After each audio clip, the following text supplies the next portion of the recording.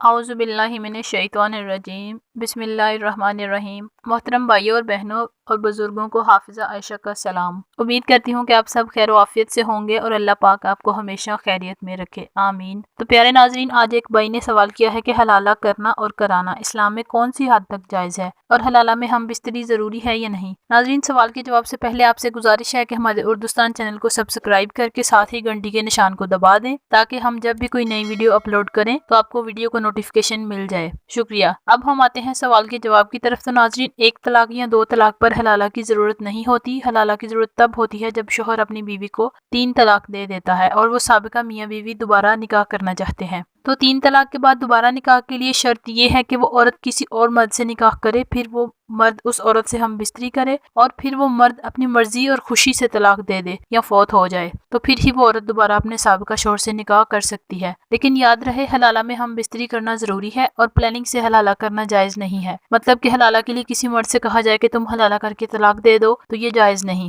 ایک شخص بیوی کو 3 طلاق دینے کے بعد دوبارہ اس سے نکاح کرنا چاہتا ہے تو اسلام نے مرد کے لیے حلالہ کی صورت میں سزا رکھی ہے کہ بیوی کسی اور سے شادی کرے گی، پھر وہ اپنی مرضی سے الگ ہو جائیں، تب سابقہ شوہر سے نکاح ممکن ہے۔ امید ہے آپ ہمارے جواب سے مستفید ہوئے ہوں گے۔ اللہ پاک ہمیں علم و دین سیکھنے اور عمل کرنے کی توفیق عطا فرمائے۔ ناظرین، آپ کا کوئی بھی سوال ہو تو آپ کمنٹ کر کے پوچھ سکتے ہیں اور ویڈیو کو لائک اور شیئر ضرور کریں تاکہ دوسرے بھی اہم معلومات کو جان سکیں۔ آپ کی محبت اور وقت کا شکریہ۔ خدا حافظ۔